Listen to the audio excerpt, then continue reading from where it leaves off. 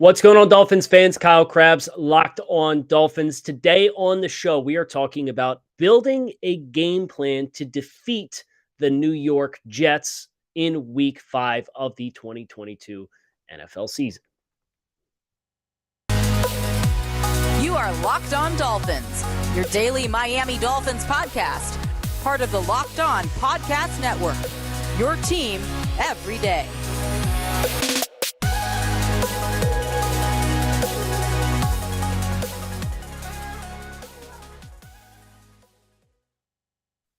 What's going on, Dolphins fans? Kyle Krabs, your host here on Locked On Dolphins, your team every day. We don't just say it, we live it here on the Locked On Network. Lifelong Miami Dolphins fan, co-founder of thedraftnetwork.com, and ready to dive into schematically how the Dolphins are going to hopefully defeat the New York Jets and do something that they have not done in nearly 20 years.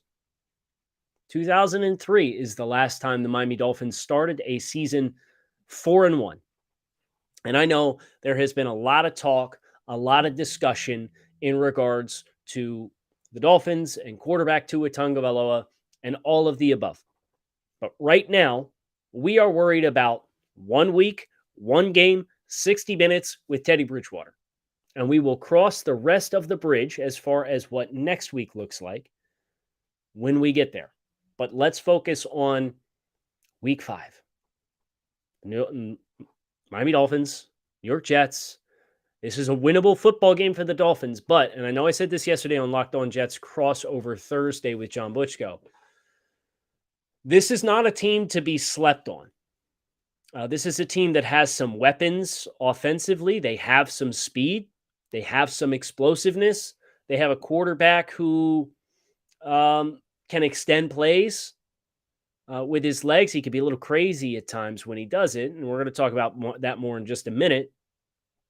And they've got a defense that has shown some life on the edges, both on the outside and on the edge of the pocket with their pass rushers. So this is not a layup game, and I would strongly encourage any Dolphins fan that is walking into Week 5 expecting a cakewalk. I don't think we got a cakewalk coming. I'm going to be completely honest. If Tua Tagovailoa was playing, you'd certainly feel more energized about the possibility to score a lot of points and put stress on the Jets. But this is a game that the Dolphins have to have their heads on right. And I certainly hope that the loss on Thursday and having the extra time to sit around and stew on that loss, think about that loss, hopefully rest up and get ready to play football is going to have the Dolphins in the right frame of mind to come out and play on Sunday at 1 o'clock against the New York Jets. Let's talk about the Dolphins' defense against the Jets' offense. Let's start with Zach Wilson, who made his debut for the Jets last week in a 10-point fourth quarter comeback against the Pittsburgh Steelers, a team that the Dolphins will be facing on Sunday Night Football in just a few weeks. So this will be a good litmus test for not just, okay, Dolphins-Jets within the AFC East with the Jets at 2-2 and the Dolphins at 3-1, but also Pittsburgh in a couple weeks. This is going to be a really helpful game to help establish the right kind of expectations for that contest down the road when we get there too. Now here's my thoughts on Zach Wilson as a quarterback. And we saw him play his first game against the Steelers. I watched the entirety of that game, kind of an advanced scouting opportunity for 2 opponents on the schedule. Zach is a player whose best plays seem to come in 2 instances. When his early read is open, or when he can run around like crazy, like you see with all these athletic quarterbacks, the Patrick Mahomeses of the world. He's got a lot of that to him. Now, the decision-making in those instances is not anywhere near as refined. And what I think that opens the door for the Dolphins is I think you're going to have a chance to get the breakout game defensively that we have been waiting for the Dolphins to have. Because remember, the Dolphins last 3, they were relatively, with the exception of the first half when the Patriots came out and ran zone weak, and the Dolphins didn't adjust until midway through the game. The Dolphins smothered the Patriots with the Dolphins defense. And they did that without Byron Jones, who will not be available. And that's a whole other can of worms that we'll talk about at a later time when we probably get a better idea of when Byron is going to be back. It's a gut punch to not have Byron Jones, because that's what we were hoping would allow the team to play tighter coverage to convert more pressure opportunities to sacks. Hasn't happened. Okay, so now let's focus on what we can control. Let's get some freaking turnovers. We've been sitting here waiting for a big turnover game from the defense. This is the kind of game that I think you can do it, because you have a young quarterback who's coming off of the fourth quarter, was the best quarter he's played in his career. So he's going to be feeling himself. There's going to be confidence. You're going to play more zone than you did the last time you played him. So you should be able to sit and squat on some throws if you're the Dolphins. I fully expect that to be the case. Now, I'm still bringing pressure. I'm not bringing zero pressure, but I'm playing zone, and I'm trying to bring 5 players. And the reason why I want to bring 5 is I want to force every offensive lineman for the New York Jets to have to win a one-on-one matchup on the majority of their pass reps. Because while Dwayne Brown came back this week to practice for the Jets, I'd be very surprised if Dwayne Brown played in the football game. Which means you're going to have a right guard who was drafted to play guard in the first round in 2021, and Elijah Vera Tucker playing left tackle. He played left tackle for a bit at USC. Wasn't good, but he played there. And you got Laken Tomlinson at left guard. Okay, high money player from San Francisco, familiarity. You would like to think Coach McDaniel would know how to attack him as a player. And Connor McGovern on the center, adequate level starter. Then you have Nate Herbig at right guard, and you have Connor McDermott at right tackle. If you rush 5 players, if you're the Miami Dolphins, and you challenge the New York Jets to block your 5 up front with Emmanuel Ogbah, Christian Wilkins, Zach Sealer, Jalen Phillips, and +1, whoever you want it to be, if you're not winning 3 out of those 5 matchups on the majority of one-on-ones, then we got to look in the mirror and we got to ask ourselves. That is a huge advantage for the Dolphins. So if you play zone coverage behind it, you rotate the safety shell, you change the picture on Zach Wilson, and you bring 5 to force one-on-ones. This is the kind of matchup that I think the Dolphins can win enough up front across enough individual matchups that they can really force Zach Wilson to rush his process or get off his spot and try to make crazy throws and trust his arm. And when he does that, if you are in zone coverage, you can sit on routes and you can attack the football. So this is going to be a closely contested football game. The Jets defense against a backup quarterback is going to present some problems. You're probably not going to roll out here and score 31 points unless you get a bunch of turnovers and they set you up on short fields. That's fine. But the way that this game can break overwhelmingly in Miami's favor is with that aggressiveness and zone coverage behind it. Don't show the same shell that you're actually going to run. Change the picture every play in the post-snap. And whether that's Tampa 2, which is too high, deep middle of the field player, which would be Duke Riley. You've got corners that are clouded up in the flat so they can play physical. Kind of looks like they're playing man, press man. And then they stop and they sink in the flats. You could try to trap stuff working to the flat. If Zach kind of gets depth and then tries to throw on the move when he's not getting downhill towards the line of scrimmage. I think that's the recipe for Miami. And either Zach, your hope is either Zach throws ambitiously because he's coming off a heater of a quarter against the Steelers. And if he does throw ambitiously, you can hunt the football, or he doesn't, and you win your one-on-one matchups up front quickly enough that you can get some pressure and you can get this guy to the ground. I genuinely believe this is the best defensive matchup that the Dolphins have had thus far this season. Even the Patriots offensive line you looked at and said, man, if they really lean on you, they come out, they run power, they can challenge you, and they did early on. This offensive line for the New York Jets is the big matchup that Miami has to win if they want to win the football game and take care of business. Here's a sports analogy for you. When it comes to burglars, your home is like the end zone, and you need the absolute strongest defense you can muster, like the Miami Dolphins. This is why I use and trust Simply Safe Home Security. At Simply Safe, your security and safety is the only thing that matters. It's cutting-edge technology powered by 24/7 professional monitoring agents who always have your back, so you always know your home is safe.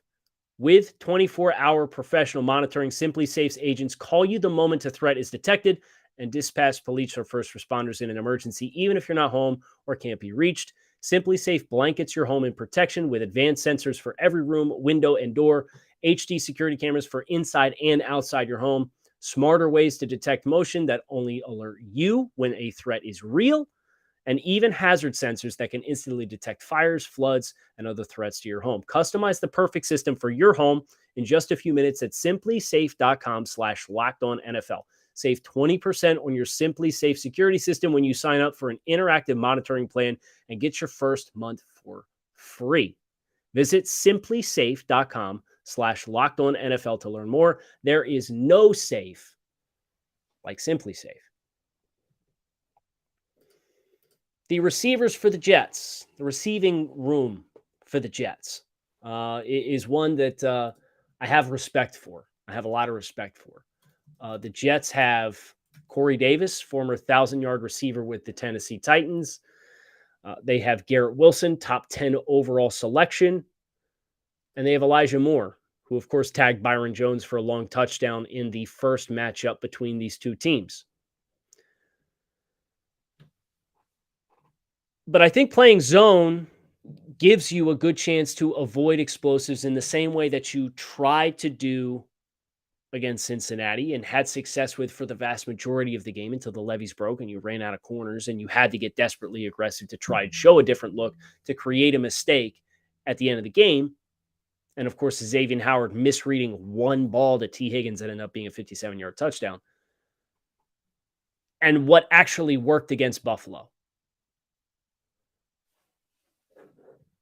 But I don't foresee a threat with what the Jets offer you on the ground, so much so that Miami can't win your one-on-ones. I don't think you have to stuff the box to stop the Jets on the run. You know, Breece Hall and Michael Carter are nearly on a 50-50 split. They have 38 and 37 respective carries. That's an average of less than 10 per game from both players. Their leading touchers of the ball are those two backs, 52 and 53 apiece. You know, they're both active in the passing game. So the Dolphins linebackers are going to have to tackle, right? And again, that's, I think, zone, rally to the football. You have to tackle better than you tackled against Buffalo, though, because these backs, Breece Hall and Michael Carter, are much more dynamic than what Zach Moss is for Buffalo, what Devin Singletary is for Buffalo. You're going to have to tackle. And then your leading pass catchers, Garrett Wilson, Tyler Conklin, 21 touches apiece. Tyler Conklin, free agent, brought over. The Jets will run more 12 personnel than what you're used to. They got a lot of names in that tight end room, so that's something to be mindful of is if the Jets do go 12, which wide receiver is off the field? Is it Garrett Wilson that's off the field? Is it Elijah Moore that's off the field? Is it Corey Davis that's off the field? If it's Corey Davis, you still got to be a little wary of the speed with Moore and Garrett Wilson. But I'm running a lot of cover 3, and I'm running probably running a lot of cover 3 in early downs, and I'm running a lot of Tampa 2 on third down is my goal. But cover 3, you kind of get that safety low in the hole, so you have the extra defender within 10 yards of the line of scrimmage to give you the extra hat in the run game, force them to get into passing situations in which you're trusting your front to win one-on-ones. But again, that's a major, major key for what the Dolphins are doing up front. Defensively, here's where I do like what the Dolphins are going to have a chance to do. The Jets are averaging 25.3 points per game allowed scoring. That is 25th in the NFL. It's bottom 8 in scoring.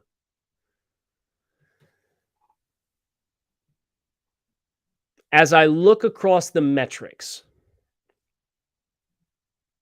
well, it's not necessarily a lot of yards that have been given up, but there are areas and matchups that I think are exploitable, especially if Quincy Williams, who did not play in week 4, is as a linebacker is unavailable. The safeties and the linebackers, as we talked about yesterday on Crossover Thursday, is an area of the field that I think the Dolphins can have a lot of success. Challenge CJ Mosley, challenge Quincy Williams if he's available. LaMarcus Joyner is not a big safety. Quan Alexander is not a coverage player and linebacker. That's your area. If the Jets are going to play zone, and Robert Saleh is primarily a zone system, if you're going to tell me that we can have Tyreek Hill and Jalen Waddle layering routes across the middle of the field with their speed against those safeties, so pre-snap motion, start them out wide, reduce them down inside for snap, and the Dolphins are one of the 5 most frequent reduced and condensed sets in the NFL, and that means that the outside most players on either side of the line of scrimmage, they are closer to the ball. The Dolphins are amongst the top 5 tightest formations on average across the entire NFL. Do that, but get to that with motion. So I want to start formations wide, and we've seen a lot of shift motion pre-snap combinations for the Dolphins thus far this season. I want the shift in motion to get everything in tight, but I want to start with wide alignments where you're hopefully getting your corners outside, and then when you motion, the corner will reduce inside, but he won't travel with the receiver. Think about the 4th and 7 conversion for the touchdown to Jalen Waddle against the Patriots. A little different because the Patriots played man coverage, but they developed and created the inside leverage for the Jalen Waddle to run that route with their motion to reduce him inside. That's the same kind of concept, but in zone, I want my early progression players to start outside on the formation and motion or shift and come down inside after you've initially set the formation. That is going to allow you to work the middle of the field. I don't know that you're going to see, and I wouldn't necessarily advocate for the same level and depth of rollouts and moving pockets, but I do want play action passing. I want to be able to full slide and have your tight ends and backs kind of seal the backside if the offensive line slides to the left. Tight end and split flow in the back out of a play fake, helping to make sure that the edge is secured to the outside. The Jets, from a personnel perspective, Carl Lawson, he's going to be quick to flow. I probably would make sure we're pushing in that direction. In a perfect world, you get Quinnen Williams and Carl Lawson on the same side of the line, so you could just slide your protections that way. And then understand, hey, if we slide this way, but it's away from the defensive strength and they bring an extra player, we're hot. So I'm going to have a throw that's baked in, aka what the Dolphins did not execute on the game-losing interception against the Bengals, where slot comes, hey, you got to be ready for the ball because I'm going to replace the blitz with the ball and get the ball in your hands quickly.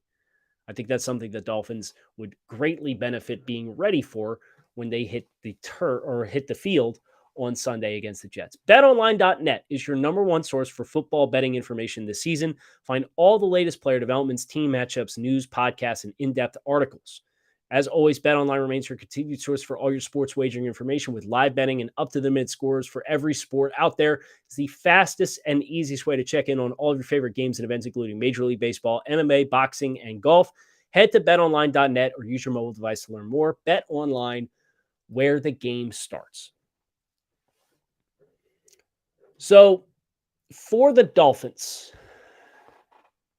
this game, I would strongly encourage Dolphins fans to remember this is not same old Jets versus same old Dolphins.